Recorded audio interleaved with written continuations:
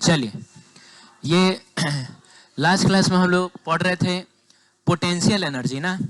उसमें देखा था कि दो मास हो m1 और m2, बीच का सेपरेशन अगर r हो तो पोटेंशियल एनर्जी होता है -G m1 m2 divided by r होता है। ठीक है, और ये क्वेश्चन हमको करना था।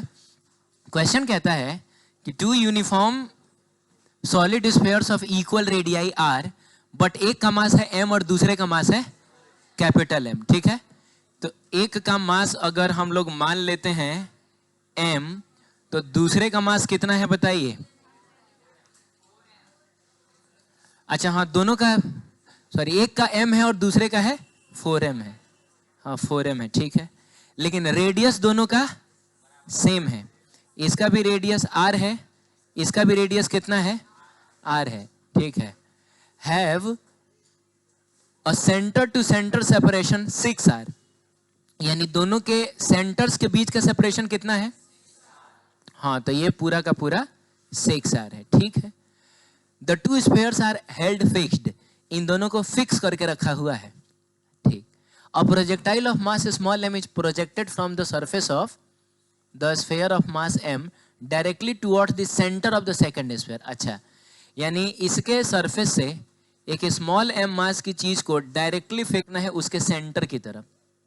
ठीक है, obtain an expression for the minimum speed v, आपको वो मिनिमम स्पीड v बताना है जिससे फेंकने पे ये जो प्रोजेक्टाइल है वो पहुंच जाए, मतलब it reaches the surface of the क्या सेकंड, माने कम से कम हम किस स्पीड से फेंके कि ये वहां तक पहुंच जाए, ये आपको बताना है। ठीक है, अब देखिए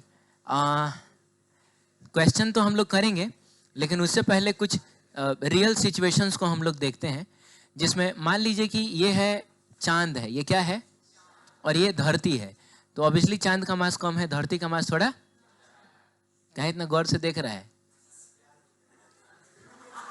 अरे ये वो वाला चांद, ये आसमान वाला चांद है, लग रहा है कि जैसे, ठीक है, कौन चांद है, ये आसमान वाला है, चांद है और ये धरती है। ठीक है, और हमको करना क्या है ना कि, अच्छा पहले तो ये बताइए कि अगर ये चांद है और ये धरती है, तो अगर चांद पे कोई आदमी खड़ा होगा तो ऐसे ही ना खड़ा होगा, और धरती पे कोई आदमी खड़ा होगा तो ऐसे ऐसे खड़ा होगा। ये बताइए, ये सही है क्या? चांद पर आदमी ऐसे ही खड़ा रहेगा, धरती पे ऐसे ही खड़ा रहेगा, क्या आपको लग रहा है ये गिर जाएगा? हैं? ये इतना गिरा हुआ आदमी है। तो बाबू क्या है कि धरती पर लोग जो रहते हैं वो पूरी धरती पे हर जगह ना रहते हैं। तो जो आदमी यहाँ होगा अगर वो वर्टिकली खड़ा रहेगा तो ऐसे ही ना खड़ा रहेगा, क्योंकि हम लोग वर्टिकली खड़े रहते हैं, और वर्टिकल का मतलब होता है सरफेस के परपेंडिकुलर, बोलो ना, और हॉरिजॉन्टल का मतलब होता है सरफेस के पैरेलल। तो इस आदमी के लिए वर्टिकल डायरेक्शन ये होगा, वर्टिकल डायरेक्शन, और हॉरिजॉन्टल डायरेक्शन ये होगा। तो ये खड़ा है अपना वर्टिकली, क्या दिक्कत है इसमें? आप बताइए इस आदमी के लिए वर्टिकल कौन होगा? तो ठीक है ना, ये वाला लाइन इस आदमी के लिए वर्टिकल होगा, और ये क्या हो जाएगा, हॉरिजॉन्टल हो जाएगा। बोलिए ना, ठीक है, तो ये भी वर्टिकली खड़ा है, ये भी वर्टिकली खड़ा है। आप बताइए चांद पे खड़ा आदमी, या ऐसे बताइए धरती पे खड़ा आदमी अगर चांद देखेगा तो उसको चांद कहाँ दिखेगा? इधर दिखेगा, कहाँ दिखेगा? सिचुएशन में जाके इसको बढ़िया से समझ के बताइए। ये धरती पे खड़ा आदमी चांद को देखना चाहता है, तो चांद को देखने के लिए उसको अपना मुंडी किधर करना पड़ेगा? दाएं करना पड़ेगा, बाएं करना पड़ेगा, नीचे करना पड़ेगा, ऊपर करना पड़ेगा। अरे बाबू, तो ये तो वर्टिकली डाउनवर्ड ना हो गया। वर्टिकली डाउनवर्ड का मतलब हुआ नीचे देखेगा तो उसको धरती का सरफेस दिखेगा, चांद देखने के लिए उसको कहाँ देखना होगा? तो भले सिचुएशन ऐसा है तो क्या है, सिचुएशन ऐसा है तो क्या है, लेकिन इसको अगर चांद देखना है तो वो कहाँ देखेगा? ऊपर देखेगा। बताओ इसको धरती देखना है तो कहाँ देखेगा? नीचे देखेगा। क्या बात है, ये आदमी चांद पर खड़ा है, वो नीचे देखेगा, खड़ा है चांद पर, नीचे देखेगा, उसको धरती नजर आएगा। गजब के आदमी हो।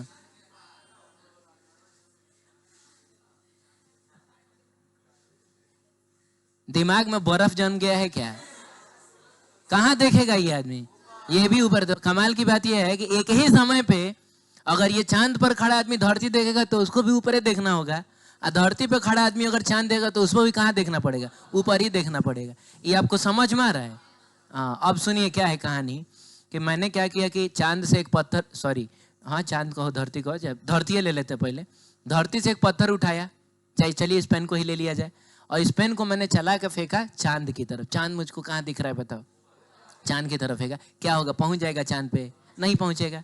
ठीक है, तो होगा क्या कि कुछ ऊपर जाके और फिर वापस लौट आएगा। ठीक है, चलिए चांद पर चलते हैं। ठीक है, चांद पर से आप एक पत्थर उठाइए तो आपको धरती कहाँ दिख रहा है? ऊपर दिख रहा है। तो आप धरती पर पत्थर चला के मारिए तो क्या लग रहा है, वो धरती तक पहुंच जाएगा क्या? फिर वो चांद पे आके गिर जाएगा? अरे बोलिए ना।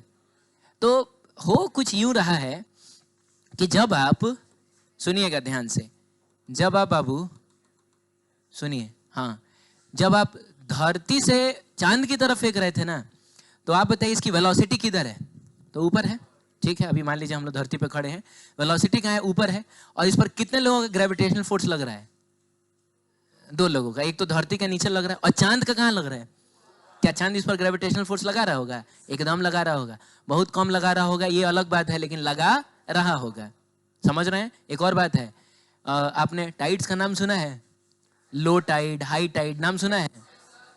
ज्वार भाटा हिंदी में कहा जाता है उसको। तो उसमें होता क्या है ना कि जैसे मान लीजिए कि ये समंदर है, तो जब हाई टाइड होता है ना तो समंदर का पानी आपको इतना चढ़ा हुआ दिखेगा, बोलो ना।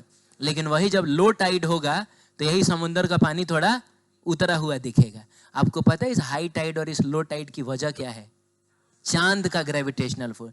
जब चांद धरती के बहुत करीब आ जाएगा ना, अरे बोलिए, हाँ ठीक है, या मतलब इस इलाके के जब करीब आ जाएगा तो उस केस में ये समंदर के पानी को अपनी तरफ खींचेगा, अट्रैक्ट करेगा। तो इस अट्रैक्शन की वजह से ये पूरा पानी थोड़ा ऊपर चढ़ाता है। अब समंदर का पानी चांद के ग्रेविटेशनल फोर्स को इसलिए महसूस कर पाता है क्योंकि समुंदर में बहुत ज्यादा पानी, ये तालाब में, कुआं में, या चाहे घर में एक बाल्टी पानी अगर कहीं रख दोगे तो उसमें देखने को नहीं मिलेगा, लेकिन समंदर के पानी में आपको ये चीज देखने को मिलेगा। अरे बोलिए, अब वही मान लीजिए, अब जैसे मान लीजिए कि यहाँ समंदर था, चांद यहाँ था, तो अभी नजदीक है। वही चांद घूम के जब इधर चला गया तो इस जगह से तो दूर न चला गया, तो अब यही पानी थोड़ा सा नीचे उतर आएगा। बोलो, तो यानी कि धरती की चीजें चांद का ग्रेविटेशनल फोर्स महसूस कर सकती हैं अगर उनका मास बहुत ज्यादा है तो, है कि नहीं? लेकिन पेन का मास बहुत कम है तो महसूस तो नहीं कर पाएगा, लेकिन लग तो रहा होगा ना। तो तुम बताओ, नेट फोर्स इस पर कहाँ लगने लगा? नीचे लगने लगा। अरे धरती का ग्रेविटेशनल फोर्स ज्यादा है, चांद का ग्रेविटेशनल फोर्स कम है, तो नेट फोर्स नीचे ही ना लगेगा। तो वेलोसिटी है ऊपर, फोर्स है नीचे, लगातार इसकी स्पीड कम होगी, कम होते होते कहीं जीरो भी होगी, फिर वापस भी लौट आएगा। यही चीज अगर हम लोग चांद के लिए देखें तो मान लो मैं चांद पे खड़ा हूं और मैंने धरती की तरफ फेंक दिया इस पेन को, तो आप बताइए कि अभी चांद का ग्रेविटेशनल फोर्स कहाँ लग रहा है? नीचे। और धरती का कहाँ लग रहा है? ऊपर लग रहा है। कौन सा ग्रेविटेशनल फोर्स अब की बार ज्यादा है? चांद का कि धरती का? चांद का ज्यादा होगा। चांद पर जाओगे तो उस समय चांद का ग्रेविटेशनल फोर्स ज्यादा होगा। क्यों? क्योंकि तुम चांद के बहुत नजदीक हो और धरती से बहुत दूर हो, 3,84,000 किलोमीटर दूर हो। अरे बोलो ना, धरती पे हो तो धरती का ग्रेविटेशनल फोर्स ज्यादा होगा, चांद पे चले जाओगे तो चांद का ग्रेविटेशनल फोर्स ज्यादा होगा। बोलो, तो एक बार फिर से अगर हम चांद से धरती की तरफ फेंकें तो चांद का ग्रेविटेशनल फोर्स ज्यादा, धरती का ग्रेविटेशनल फोर्स कम। तो नेट फोर्स तो एक बार फिर से नीचे ही ना आया?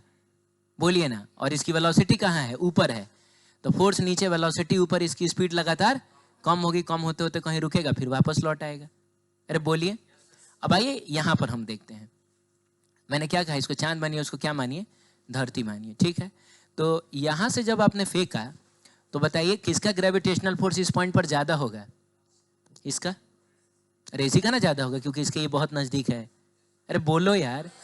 तो इसका ग्रेविटेशनल फोर्स ज्यादा होगा और उसका ग्रेविटेशनल फोर्स कम होगा, तो नेट ग्रेविटेशनल फोर्स बताओ इधर की तरफ आएगा कि नहीं? चलिए हम यहां आके देखते हैं, यहां आके देखते हैं।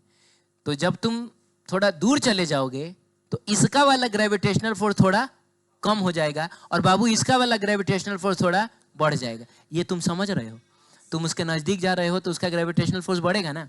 तो बाबू ठीक है, हो सकता है कि इसका वाला थोड़ा कम हो गया, देखो ना पहले से कम नहीं हो गया, इसका वाला थोड़ा पहले से बढ़ जाएगा। अभी भी लेकिन नेट फोर्स किधर आएगा? इधर ही आएगा। अभी थोड़ा और दूर जाओ, और दूर जाओगे तो बाबू एक ऐसा भी जगह मिलेगा तुमको जहां पर इसका ग्रेविटेशनल फोर्स कम होते होते इसका ग्रेविटेशनल फोर्स बढ़ते बढ़ते क्या हो जाएगा, बराबर हो जाएगा। और यहां पर आप बता सकते हैं नेट फोर्स कितना होगा, 0 होगा। अब इसके आगे बताइए क्या होगा, इसके आगे बताइए क्या होगा।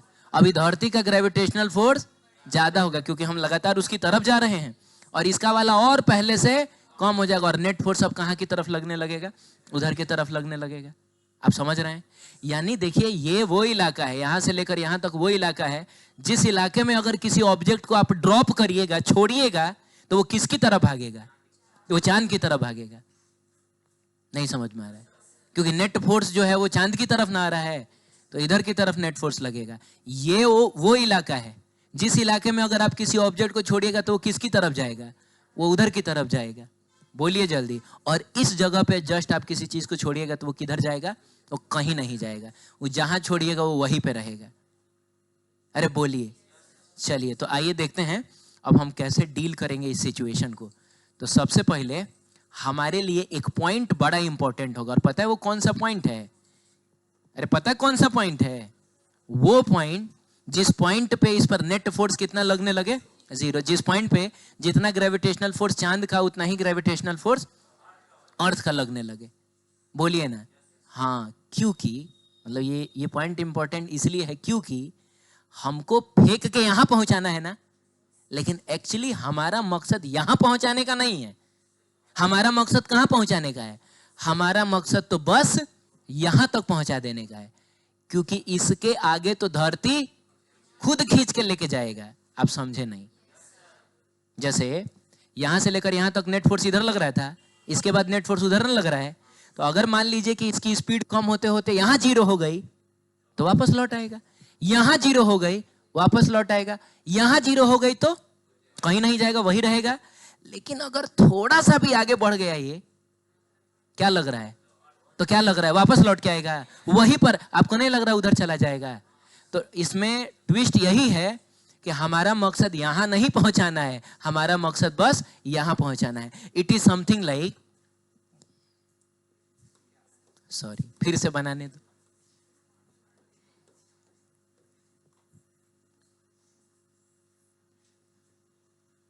यहां से फेंका गया था ना v स्पीड से, ये m था और ये कितना था, और बीच सेंटर्स के बीच का सेपरेशन कितना था? बोलिए 6r था ना। और मैंने कहा था कि यहां पर कोई ऐसा पॉइंट अज्यूम कर लीजिए आप जहां पर जितना ग्रेविटेशनल फोर्स इसका लग रहा है उतना ही ग्रेविटेशनल फोर्स, तो इसको F1 कह दिया जाए और इसको क्या कह दिया जाए, F2 कह दिया जाए। मैंने ये इसको खींच रहा है F1 फोर्स लगा के, वो उसको खींच रहा है F2 फोर्स लगा के, तो यहाँ पर तो नेट फोर्स को 0 ना रखना है। और मैं कह रहा था कि यहाँ से लेकर यहाँ तक नेट फोर्स इधर लगेगा और इसके बाद नेट फोर्स कहाँ लगेगा। हाँ सुनिएगा क्या कह रहा था कि हाँ ठीक है, अगर इसकी स्पीड कहीं यहाँ 0 हो गई तो वापस लौट आएगा, यहाँ 0 हुई वापस लौट आएगा, यहाँ 0 हुई तो यहीं पे रह जाएगा। और थोड़ा सा भी ज़्यादा कर दोगे ना, मैंने इसी स्पीड से फेंको कि स्पीड 0 जस्ट इसके थोड़ा सा आगे हो, तो ये धरती इसको खुद खींच के लेके चला जाएगा। ये कुछ ऐसा है जैसा मान लीजिए कि यहाँ एक बॉल रखा हुआ है, अब इस बॉल को इस तरीके से मार के यहाँ तक पहुँचा देना है। आपका मकसद कहाँ तक पहुँचाने का है? सही में यहाँ तक पहुँचाने का है। किसी तरीके से ठेल ठाल के अगर हम यहाँ तक पहुँचा दें, उसके आगे का काम तो खुद ही हो जाएगा। आप समझ रहे हैं? तो वही चीज़ है। ठीक है, अब आइए देखते हैं कि अगर ये वाला सेपरेशन यहाँ से लेकर यहाँ तक अगर x है, तो बाबू यहाँ से लेकर यहाँ तक कितना होगा? 6r माइनस एक्स ना होगा? जा टोटल 6r है। हाँ 6r माइनस एक्स हो जाएगा, तो 6r माइनस एक्स हो जाएगा। अब हम जानते हैं कि इस पर जो नेट फोर्स है वो कितना है? 0 है। इस पॉइंट को कह दीजिए, इस पॉइंट को क्या कह दीजिए? B। तो हम लोग जानते हैं कि at point B F net is equal to कितना है? और F नेट 0 तभी होगा जब F1 is equal to F2 हो जाएगा। ठीक है, तो F1 और F2 को इक्वल करिए, तो बताइए F1 कौन सा फोर्स है? इसने इस पर लगाया है, बोलिए ना। तो लिखेंगे G, इसका मास कितना है? कैपिटल M है। इसका मास कितना है? स्मॉल m है। और डिवाइडेड बाई यहाँ से लेकर यहाँ तक का जो डिस्टेंस है उसको हमने क्या माना है? x माना है। तो हम लोग x का स्क्वायर लिख देंगे, और ये चीज़ हमने पढ़ा है कि चूंकि ये मास इसके बाहर है तो इसके पूरे मास को हम कहाँ कंसीडर करेंगे? सेंटर पे कंसीडर करेंगे। अरे बोलिए, ठीक है। तो ये लिख लिया मैंने, इक्वल टू ये इस पर कितना फोर्स लगाएगा, तो फिर से फॉर्मूला लगेगा जी, एम की जगह क्या लिखेगा, मतलब m1 की जगह क्या लिखिएगा 4m, m2 की जगह क्या लिखिएगा स्मॉल m, और divided by 6r minus x का होल स्क्वायर हो जाएगा। G capital m small m से जी कैपिटल M और स्मॉल m कैंसिल हो जाएगा, और ये 1/x स्क्वायर, और यहाँ आपको मिलेगा 4/6r माइनस एक्स का होल स्क्वायर। ध्यान से देखा जाए तो ये 1/x का होल स्क्वायर लिखा हुआ है, और ये 2/6r माइनस एक्स का होल स्क्वायर लिखा हुआ है। हालांकि मैथमेटिकली स्क्वायर से स्क्वायर को काटना तो सही प्रोसेस नहीं है, सामने में आपको प्लस माइनस लगाना होता है, ये मैथ्स वाले लोग जानते होंगे। हाँ चलिए ठीक है, लेकिन यहाँ फिजिक्स है, चल जाएगा, ठीक है, अब तुम काट सकते हो। तो बताओ तुमको क्या मिला, 1/x is equal to 2/6r minus x मिला। इसको इधर लेके जाएं तो 6r minus x is equal to हो जाएगा 2 एक्स को इधर लाइए 3x इज इक्वल टू हो जाएगा 6r और x इज इक्वल टू हो जाएगा 2r। इसका मतलब हुआ ये जो डिस्टेंस होगा यहाँ से लेकर यहाँ तक वो कितना होगा, तो जाहिर सी बात है रे बाबू, यहाँ से लेकर यहाँ तक कितना होगा 4r होगा ना, अरे यही ना होगा। तो अब तक हमने बस इतना निकाला कि हमको इसको पहुंचाना कहाँ है, 2r डिस्टेंस तक बस पहुंचा देना है। यहां पहुंचने के बाद अगर इसकी स्पीड 0 भी हो जाए ना बाबू, कोई दिक्कत नहीं है, क्योंकि इसके आगे ये खुद ही चला जाएगा। जा इधर कहीं 0 नहीं होना चाहिए, इधर 0 हो गया वापस लौट आएगा, तो यहां तक पहुंच के 0 हो जाएगा। तो थोड़ा सा भी आगे अगर बढ़ जाइए तो आगे चला जाएगा खुद ही। ठीक है, अब करें क्या हम लोग, कैसे पता करें कि किस स्पीड से फेंका गया है? तो हम लोग ना ये कॉन्सेप्ट अप्लाई करेंगे कि एक बार जब हमने फेंक दिया उसके बाद इस मास पे सिर्फ इन दोनों का ग्रेविटेशनल फोर्स ही ना लग रहा है, तो वही चीज हम लोग लिखेंगे हियर ओनली कौन सा force, gravitational forces are working. नहीं समझ में आया क्या, विच आर क्या, या विच चीज लिखे ना, सिर्फ ग्रेविटेशनल फोर्स तो है, विच इज कैसा in nature, conservative in nature, so by क्या, conservation of mechanical energy, mechanical energy initial is equal to mechanical energy final. ये करना होगा हमको। तो इनिशियल का मतलब क्या हो गया, जब ये पार्टिकल पॉइंट ए पर था, और फाइनल का मतलब क्या हो गया, जब ये पार्टिकल पॉइंट बी पे पहुंचा है, क्योंकि फाइनली पहुंचाना तुमको यही तक है, इसके आगे का तुमको नहीं सोचना है। अरे बोलो जल्दी। तो आओ हम लोग, जब पार्टिकल यहाँ था उस समय की टोटल मैकेनिकल एनर्जी सिस्टम के लिखते हैं।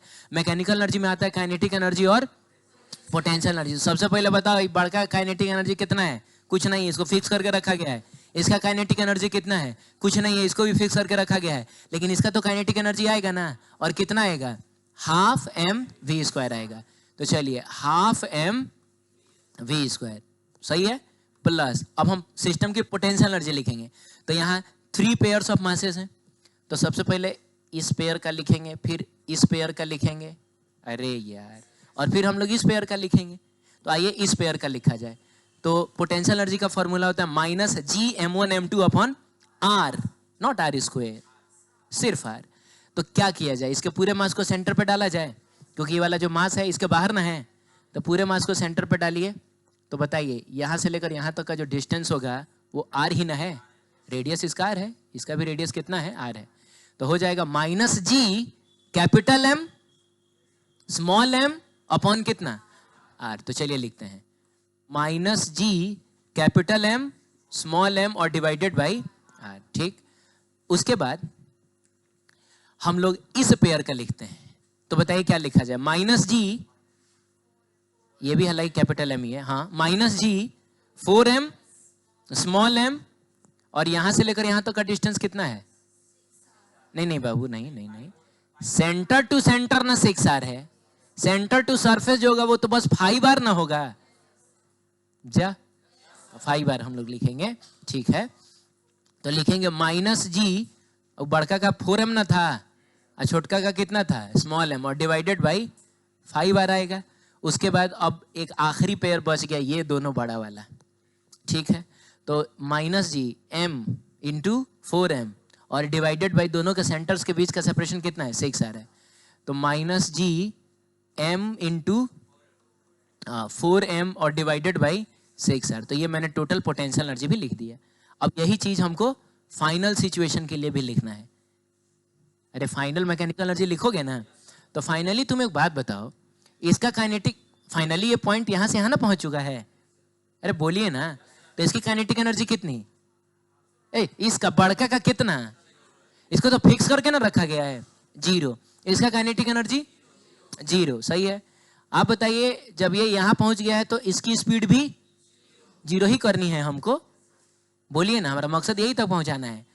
तो इसकी काइनेटिक एनर्जी भी 0, इसका भी 0, इसका भी 0, इसका भी 0, पूरा काइनेटिक एनर्जी 0 रहेगा, तो खाली पोटेंशियल एनर्जी। तो आइए देखते हैं इस पेयर का पोटेंशियल एनर्जी कितना होगा, बोलो।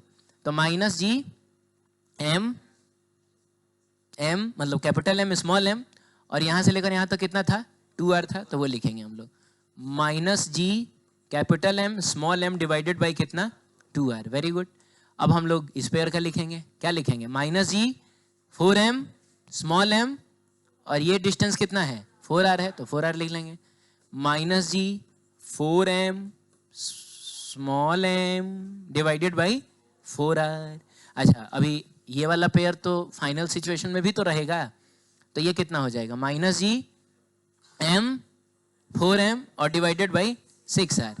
तो माइनस जी m 4m और डिवाइडेड बाई, देखिए बात ऐसी है कि ये minus G M 4m by 6r minus G M 4m by, ये दोनों साइड में है, तो वो पेयर जिसकी पोटेंशियल एनर्जी में बदलाव ना हो रहा हो ना, उसको ना लिखना ही बेहतर है। अब लीजिए, जैसे ये वाला जो पेयर था, ये वाला जो पेयर था, ये इनिशियल में भी ऐसा ही था, फाइनल में भी, तो आपको नहीं लग रहा इनिशियल और फाइनल वाला कैंसिल ही जब हो जाना है तो हम नहीं भी लिखते तो काम चल जाता। मैं चाहता तो सिर्फ एक पेयर ये और एक पेयर ये लिख देता, और फाइनल सिचुएशन में एक पेयर ये लिख देता और एक पेयर ये लिख देता, तो ऐसे भी हो जाता, थोड़ा समय बचेगा, थोड़ा इंक बचेगा, है कि नहीं। खैर, अब हम इसको सॉल्व करेंगे और हमको मिल जाएगा क्या, v, नहीं मिल जाएगा, हमको v मिल जाएगा। तो सॉल्व करिए, कुछ बहुत मुश्किल काम थोड़े है। तो सबसे पहले तो एक काम ये करिए कि हाफ एम वी स्क्वायर को इधर ही रहने दीजिए और बाकी लोगों को बुला लाइए आप इधर, और बुला लाने के बाद ना इसमें से कॉमन ले लीजिएगा, पता है किसको, G capital M small m अपन आर को कॉमन ले लीजिएगा। तो चलिए कॉमन लिया जाए, G capital M small m और डिवाइडेड बाई कैपिटल आर को कॉमन लीजिएगा, तो इसमें क्या बचेगा, कुछ नहीं बचेगा। ये अरे माइनस कहाँ बचेगा, ये इधर आ चुका है, अरे इसको इक्वल के इधर लेके आओ, तो +1 ना बचेगा, इसमें क्या बचेगा, +4/5 बचेगा। आप समझ रहे हैं, ये इस साइड आके पॉजिटिव हो चुका है। हाँ, इसमें बताइए क्या बचेगा, -1/2। इसमें क्या बचा है, तो 4 से 4 काट ना लो, खत्म है, कितना बचेगा, -1 बचेगा। तो ये +1 और ये -1 तो कैंसिल हो गया, और मिला जुला के स्मॉल m से स्मॉल m भी कैंसिल हो गया, तो ये जाएगा इधर, तो v इज इक्वल टू हो जाएगा 2 capital G capital M divided by R, और इसको सॉल्व करना बाकी रह गया। तो एलसीएम तो 10 आएगा, और ये 8 माइनस कितना, 8 माइनस 5 ही ना होगा, 3/10, तो ये हो जाएगा बाबू 3/10, और इसे काटिएगा तो ये 5 बार में जाएगा। तो वेलोसिटी, मिनिमम वेलोसिटी होनी चाहिए इसको फेंकने की, वैसा। अच्छा हाँ, रूट भी आएगा ना, सॉरी रूट भी आएगा, तो कुछ गड़बड़ है, हाँ रूट भी आएगा। तो ये आंसर कितना आ रहा है, 3 capital G M divided by और 5r, और आप इस पे रूट चढ़ा दीजिए, तो इतनी कम से कम वेलोसिटी से आपको फेंकनी पड़ेगी। मतलब ये बहुत अच्छा क्वेश्चन था एनसीईआरटी का, दोबारा तो नहीं ना समझना है, किसी को समझना है दोबारा, समझ में आया, ईमानदारी से बोल रहे हो, ईमानदारी से बोल रही हो, अरे तुमसे पूछ रहा हूँ टोपी वाली, हाँ ठीक है, ठीक, आगे बढ़ सकते हैं। बात करेंगे अर्थ सैटेलाइट। तो बाबू स्टार्स के अराउंड जो लोग रिवॉल्व करते हैं उनको बोला जाता है, स्टार्स के अराउंड जो रिवॉल्व करते हैं उनको बोला जाता है, क्या बोला जाता है, प्लेनेट ना बोला जाता है रे, प्लेनेट बोला जाता है। हमारा सन भी तो एक स्टार ही ना है। हाँ, और प्लैनेट्स के अराउंड जो रिवॉल्व करता है, प्लैनेट्स के अराउंड, उसको बोला जाता है सैटेलाइट। ठीक है, सैटेलाइट दो तरीके का होगा, नेचुरल होगा और आर्टिफिशियल होगा। मतलब अर्थ के लिए अगर देखा जाए, हमारा मकसद तो अर्थ के सैटेलाइट को ही ना देखना रहेगा, तो वो दो तरीके का होगा। नेचुरल का मतलब जो भगवान ने बनाया, और एक लौता नेचुरल सैटेलाइट हमारे अर्थ का कौन है? मून, चांद। चांद एक सैटेलाइट है, ठीक है। लेकिन उसके अलावा टेलीकम्युनिकेशन के लिए, चाहे मौसम वगैरह की जानकारी के लिए, जियो फिजिक्स जानने के लिए, हम लोगों को आर्टिफिशियल सैटेलाइट भी तो इंस्टॉल करना होता है। बोलिए ना, ठीक है। तो वो करते हैं हम लोग, हर देश हजारों हजार सैटेलाइट हर साल लॉन्च करता है, ठीक है। तो ये चीज लिखा हुआ है कि earth satellites are objects which revolve around earth, जो अर्थ के अराउंड रिवॉल्व करते हैं। Their motion is very similar to the motion of the planets around the sun. जैसे प्लैनेट सन के अराउंड रिवॉल्व करता है, वैसे ही सैटेलाइट प्लैनेट्स के अराउंड रिवॉल्व करते हैं, ठीक है। And hence Kepler's law of planetary motion are equally applicable. इसके लिए भी केपलर्स लॉ एप्लीकेबल रहेंगे, ठीक है। In particular their orbits around the earth are circular और क्या? इलिप्टिकल। मतलब इनका जो ऑर्बिट होता है इलिप्टिकल होगा या फिर सर्कुलर होगा, ऐसा ही होगा। चलिए, सैटेलाइट कैन बी आर्टिफिशियल और नेचुरल बोथ, ठीक है। तो moon is the only natural satellite of the earth with a near circular orbit of a time period कितना? 27.3 डेज। मून जो है ना, उसको अर्थ का एक चक्कर लगाने में कितना समय लगता है? लगभग 27.3 डेज के करीब में लगता है, सही है। हाँ, विच इज ऑल्सो रफली equal to the rotational period of the moon about its own axis. और इतना ही टाइम पीरियड मून को अपने एक्सिस पे एक रोटेशन करने में भी लगता है। आप ये समझे नहीं, समझाता हूं मैं। अर्थ के बारे में आपको पता होगा कि वो रिवॉल्व भी करता है और साथ ही साथ रोटेट भी करता है। ये रिवॉल्यूशन की वजह से मौसम बदलता है और रोटेशन की वजह से दिन और रात बदलते हैं। नहीं, तो अर्थ के रिवॉल्यूशन का टाइम पीरियड है 365 दिन 6 घंटे।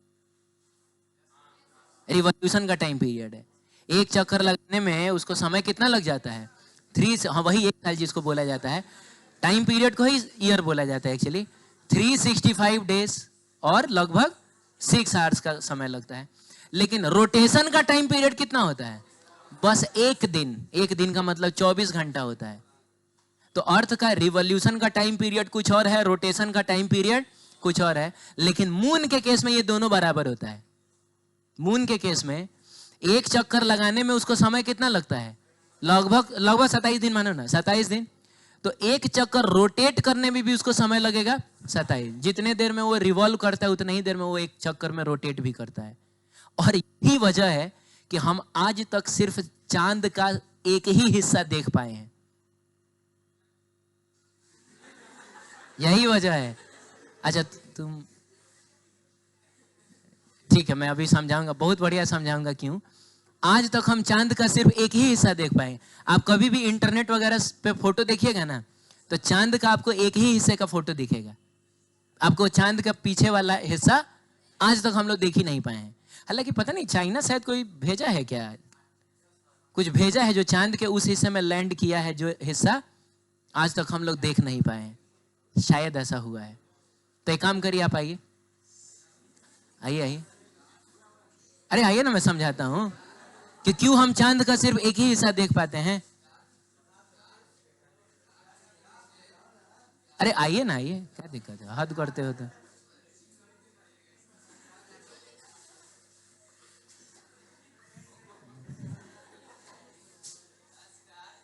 ठीक है, मेरी तरह हमको देखना है तुमको। तो मान लो कि बाबू मैं अर्थ हूं और ये चांद है। सुनिए, अब इसको एक साथ दो काम करना है। देखिए, अगर आपको एग्जांपल चाहिए तो चुपचाप सुनिए जो मैं कह रहा हूं। इसको एक साथ दो काम करना है। इसको तो मेरे अराउंड रिवॉल्व भी करना है, चक्कर भी लगाना है, और साथ ही साथ अपने एक्सिस पे रोटेट भी करना है। तो एक्सिस पर रोटेट करना होगा तो कैसे रोटेट करेगा? ऐसे ही ना रोटेट करेगा, इस टाइप से, ऐसे ऐसे करके रोटेट। और रिवॉल्व करना होगा तो उसके लिए इसको चारों तरफ घूमना पड़ेगा। और मैं कह रहा था कि इसके रिवॉल्यूशन का टाइम पीरियड और रोटेशन का टाइम पीरियड दोनों सेम होगा। का मतलब हुआ जितनी देर में ये 90 डिग्री रिवॉल्व करेगा ना, उतनी ही देर में ये 90 डिग्री रोटेट भी करेगा। बोलो, अब सुनो, तुमको कुछ इस तरीके से मेरा चक्कर लगाना है कि तुम्हारा जो ये चेहरा है वो हमेशा मेरी तरफ होना चाहिए और तुमको घूमना है। थोड़ा तुम घूमो तो, जाओ जाओ जाओ। हाँ ठीक, हाँ जाओ ना तुम, ठीक है। अब रुक जा। अरे रुको यहाँ पे यार, ठीक है, यहाँ है। अच्छा अब 1 मिनट सुनो 1 मिनट, बताओ इसका रिवॉल्यूशन कितना हुआ है? 90 डिग्री। बदतमीजी मत करिए, रिवॉल्यूशन कितना हुआ है? यहाँ था, अरे यहाँ था, अभी वो यहाँ है। तो अगर देखा जाए तो इसके पोजीशन वेक्टर का जो रोटेशन हुआ है, जिसको हम लोग इसका रिवॉल्यूशन बोलेंगे, वो 90 डिग्री हुआ है कि नहीं? और बताइए इसका रोटेशन कितना हुआ है? पहले इसका चेहरा किधर था? इधर। पहले इसका चेहरा किधर है? ये ऐसा है, अभी अब यहाँ वैसे ही आना जैसे। अब इसका चेहरा ऐसे है, तो आपको नहीं लग रहा है कोई चीज ऐसे था फिर ऐसे हो गया? ये कितना रोटेशन है? तो ये 90 डिग्री रोटेशन नहीं है। तो इसका रिवॉल्यूशन भी था 90 डिग्री, रोटेशन भी था 90 डिग्री। और आप बताइए कि जब ये मेरे सामने यहाँ है और मैं मान लो अर्थ से इसको ऑब्जर्व कर रहा हूँ, तो मुझको इसका चांद सा रोशन चेहरा दिख रहा है। अब चांद है तो अब अगर वो जाएगा, घूमा ना तुम, जाओ। मैं अभी भी अगर देख रहा हूँ तो मुझको क्या दिख रहा है? इसका चेहरा ही दिख रहा है, चेहरा ही दिख रहा है। पीछे मान लो अगर इसने चोटी बनाया होता तो वो मुझको दिखता क्या? नहीं दिखेगा। अब वो यहाँ आएगा और जाओ, इधर आ गया वो, मान लो घूमते घूमते इधर आ गया। बताओ इसका रिवॉल्यूशन कितना हुआ है? 180। और रोटेशन भी कितना हुआ है? पहले इसका चेहरा इधर था, अभी जस्ट इधर है। तो आपको नहीं लग रहा है कि ये 180 रोटेट भी किया है? अरे पहले ऐसे ऐसे था ना, अभी वो इस तरीके से है। तो ये 180 का रोटेशन भी है और 180 का रिवॉल्यूशन भी है। और अभी भी बताओ मैं अगर देख रहा हूं तो क्या दिख रहा है? इसका चेहरा ही दिख रहा है। हाँ, पीछे का हिस्सा मैं नहीं देख पा रहा हूं। मान लो पीछे इसके जैकेट पे अगर कुछ लिखा होगा, मुझको नहीं दिख रहा है। ठीक है, और जाओ, अब और रिवॉल्व करो। ठीक है, अब रुक जाओ। अब तुम 7 फेरा ले लेगा कैसे? इतना बेचैन है। ठीक है, मैं कह रहा हूं कि इसका जो रिवॉल्यूशन हुआ वो कितना? 270 डिग्री बोलिए। और रोटेशन भी कितना हुआ है? 270 डिग्री। और जब वापस वो यहाँ आ जाएगा, आ जाओ यहाँ वापस, तो इसका पूरा तुम यार गलत नजर से देख रहा है। तुम लोग यार इतना इंपॉर्टेंट कॉन्सेप्ट मैं समझा रहा हूं, तुम लोग मजाक में ले रहे हो। मैं कह रहा हूं कि इसका रिवॉल्यूशन भी कंप्लीट और एक रोटेशन भी कंप्लीट, सही है। और इस पूरी यात्रा के दौरान जब भी मैंने इसको ऑब्जर्व किया तो मुझको क्या दिखा? बस उसका चेहरा दिखा, मैं पीछे का हिस्सा नहीं देख पाया, है कि नहीं? यही चीज होता है चांद के साथ भी। ठीक है, जाइए, जिसको समझना होगा। तुमको समझ में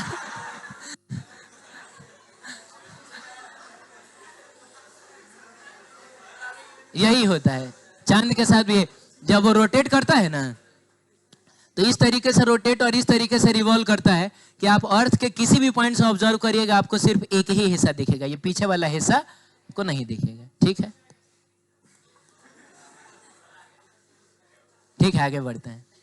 तो ये चीज बोल रहा है कि moon is the only natural satellite of the earth with a near circular orbit with a time period of कितना?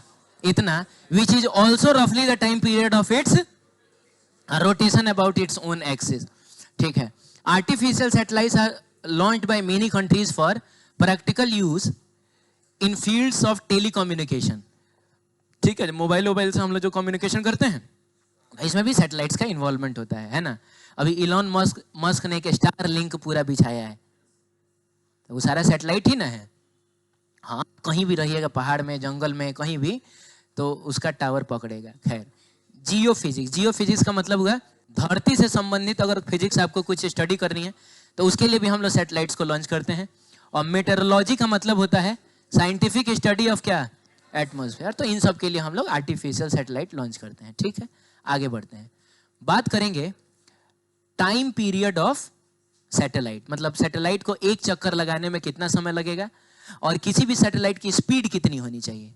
चलिए मान लीजिए कि यह है अर्थ, तो इसका मास कितना होगा एम, अरे बोलिए, रेडियस कितना होगा आर, और यहां से HI2 पर आपने एक सैटेलाइट को लॉन्च किया है किसी v वेलोसिटी से, बोलिए, और अगर इसके ऑर्बिट के रेडियस को हम लोग r मान लें तो हम लोग लिख सकते हैं कि r इज इक्वल टू होगा RE प्लस H। ठीक है, अब हमको क्या करना है, यह पता करना है कि आखिर इस सैटेलाइट को सर्कुलर मोशन करने के लिए सेंट्रीपिटल फोर्स कहां से मिलेगा। तो अर्थ का जो ग्रेविटेशनल फोर्स होगा वही ना सेंट्रीपिटल फोर्स का रोल प्ले करेगा। ठीक है, वेरी गुड। तो हम लोग लिखेंगे कि gravitational force is playing the role of क्या, सेंट्रीपिटल फोर्स। अब ग्रेविटेशनल फोर्स का फॉर्मूला होता है Gm1m2 अपॉन r², और चूंकि सैटेलाइट धरती से बाहर है इसीलिए हम धरती के पूरे मास को कहां कंसीडर कर सकते हैं, सेंटर पे कंसीडर कर सकते हैं। तो ये होगा Gme, सैटेलाइट का मास m मान लीजिए, हाँ, तो m1 की जगह पे me, m2 की जगह पे m और डिवाइडेड बाय r का स्क्वायर।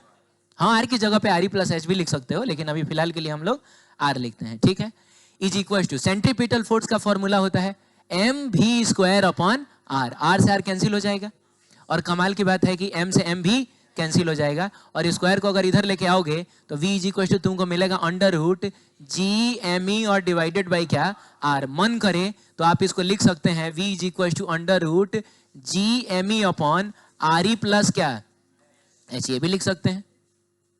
जो पूरा r है वो एक्चुअली RE प्लस h ही ना है।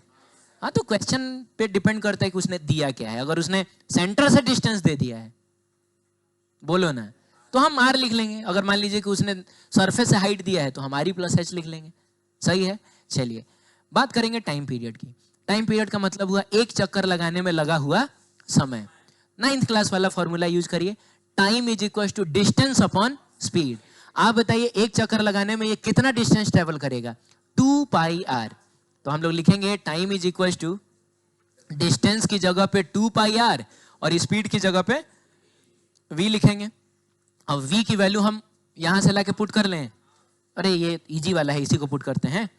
चलो तो क्या हो जाएगा बताइए, 2 पाई, बोलिए ना, r तो आपका रहेगा ही, और इस v की जगह पे हम लोगों ने लिख लिया under root Gme divided by कितना r। ठीक है, टाइम पीरियड इतना आ गया।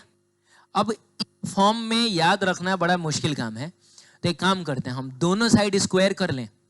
तो दोनों साइड स्क्वायर करोगे तो उधर हो जाएगा t का स्क्वायर और इधर हो जाएगा 4, बोलो बोलो, पाई का स्क्वायर, और ये r का स्क्वायर होगा ना। लेकिन बाबू जब तुम स्क्वायर करोगे तो ये रूट भी तो हटेगा, और रूट हटेगा तो ये r कूद के कहाँ जाएगा, ऊपर जाएगा। तो स्क्वायर करने से ये r स्क्वायर बना था, और ये r भी अगर ऊपर जाएगा तो इसको क्या बना देगा, r का क्यूब, और डिवाइडेड बाय नीचे में तो बस Gme ही ना बचेगा, अरे नीचे से तो बस रूट गायब होगा। हम लोग टाइम पीरियड के फॉर्मूले को इस फॉर्म में याद रखते हैं, T square is equal to 4 pi square divided by Gme और इंटू r का। क्लियर है? अच्छा, आप याद करिए केपलर का तीसरा लॉ ऑफ पीरियड याद है, जिसमें हम लोगों ने पढ़ा था कि टाइम पीरियड का जो स्क्वायर होता है वो डायरेक्टली प्रोपोर्शनल होता है सेमी मेजर एक्सिस के क्यूब के, याद है। और मैंने कहा था ये आगे चल के प्रूफ हो जाएगा जब हम लोग सैटेलाइट पढ़ रहे होंगे। तो आपको नहीं लग रहा है कि टाइम पीरियड का स्क्वायर रेडियस का क्यूब आ गया? क्यों आ गया पता है? क्योंकि यहां पर मोशन हम लोग कैसा ले रहे हैं, सर्कुलर, और सर्कुलर मोशन में सेमी मेजर एक्सिस और सेमी माइनर एक्सिस दोनों सेम होगा। अरे सर्कल भी तो एक इलिप्स ही ना होता है, बस उसके दोनों फोकस सेंटर पे आ जाते हैं। तो semi major axis semi minor axis बराबर होगा, और वो किसके बराबर होगा, रेडियस के बराबर होगा। तो अगर आपने ये प्रूफ किया है कि टी स्क्वायर डायरेक्टली प्रोपोर्शनल है आर क्यूब के, इसका मतलब आपने ये प्रूफ कर दिया है कि टाइम पीरियड का जो स्क्वायर होगा वो सेमी मेजर एक्सिस के क्यूब के डायरेक्टली प्रोपोर्शनल होगा। ठीक है, तो ये बात है।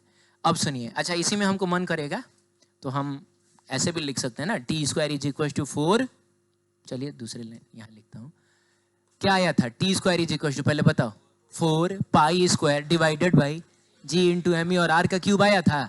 आपको ये भी तो लिख सकते हैं 4 पाई स्क्वायर जी इंटू एम ई, और आर की जगह पे आर ई प्लस एच का होल क्यूब, ये भी लिख सकते हैं आप।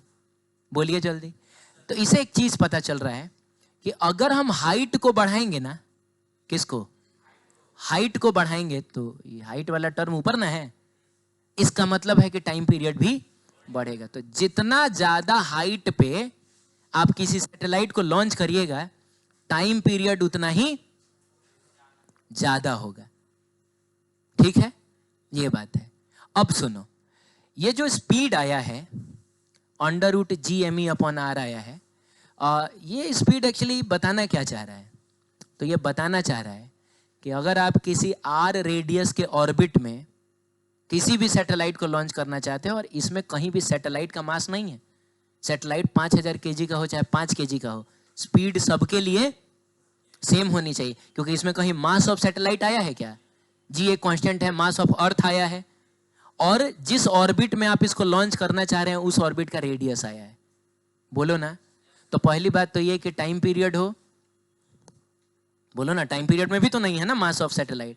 टाइम पीरियड हो चाहे वेलोसिटी हो, वो सैटेलाइट के मास पर डिपेंड नहीं करता है। और दूसरी बात कि अगर आप इस वेलोसिटी से सैटेलाइट को लॉन्च कर दीजिएगा ना, तो सेंट्रीपिटल फोर्स जो है, जो कि ग्रेविटेशनल फोर्स है, जा ग्रेविटेशनल फोर्स जो कि सेंट्रीपिटल फोर्स है, वही बात है, वो इसको ताउम्र अनंत काल तक सर्कुलर मोशन में घुमाता रहेगा।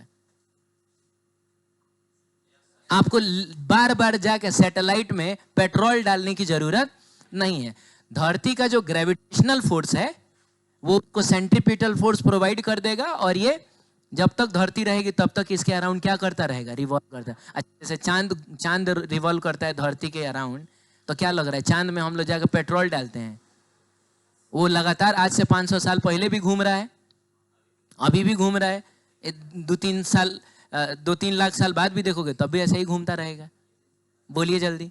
ठीक है, अब सुनिए, अगर मान लीजिए हम यहां धरती के सरफेस पर ही एक सैटेलाइट लॉन्च करना चाहें, मान लो मैं चाहता हूं कि इस पेन को मैं कुछ इस तरीके से फेंकूं कि ये भी एक सैटेलाइट की तरह बिहेव करे, यानी धरती का ग्रेविटेशनल फोर्स लगातार इसको क्या कराता रहे, सेंट्रीपिटल फोर्स दे के इसको रिवॉल्व कराता रहे।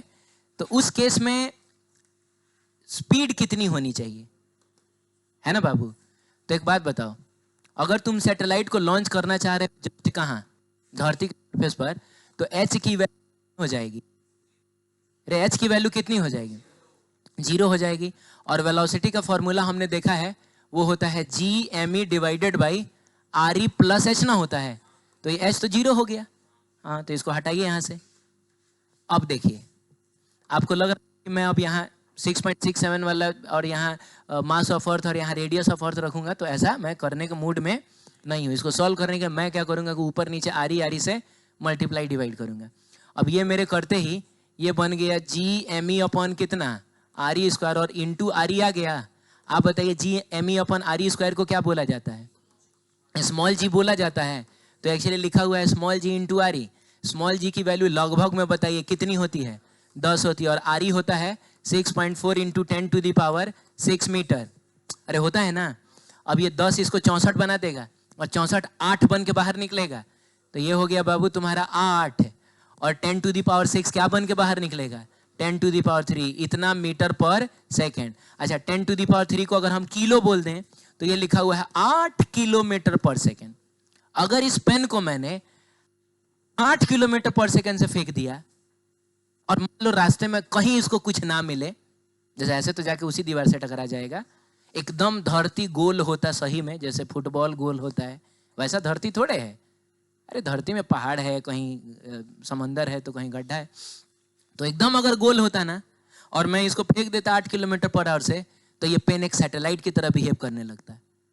अरे बोलो ना। और ये लगातार अनंत काल तक धरती का चक्कर लगाता रहेगा। और सवाल यह है कि तब इसका टाइम पीरियड कितना होगा। तो करना क्या है, इस फॉर्मूले में हम एच की जगह क्या रख देंगे, 0 रख देंगे। तो बाकी सारी चीजें तो कांस्टेंट ही ना है। अरे बोलिएगा, ये आपका 4 कांस्टेंट है, पाई कांस्टेंट है, जी कांस्टेंट है, एम ई कांस्टेंट है, आर ई कांस्टेंट है। तो इस स्क्वायर को इधर ले जाकर रूट बना के जब हम सॉल्व करेंगे तो हमको टाइम पीरियड मिलता है 85 मिनट। कितना? तो 8 किलोमीटर पर सेकंड से अगर इस पेन को फेंका जाए तो ये एक ऐसा सैटेलाइट बन जाएगा जिसका टाइम पीरियड कितना रहेगा? 85 मिनट। यानी अगर ये लगभग 1.5 घंटे का क्लास हो, 1.5 घंटा का मतलब 90 मिनट होता है, तो क्लास खत्म होते होते ये एक चक्कर लगा के फिर वापस आ जाएगा। आप समझ रहे हैं? तो ये बातें हैं। ठीक है, हम लोग फिर मिलते हैं कल।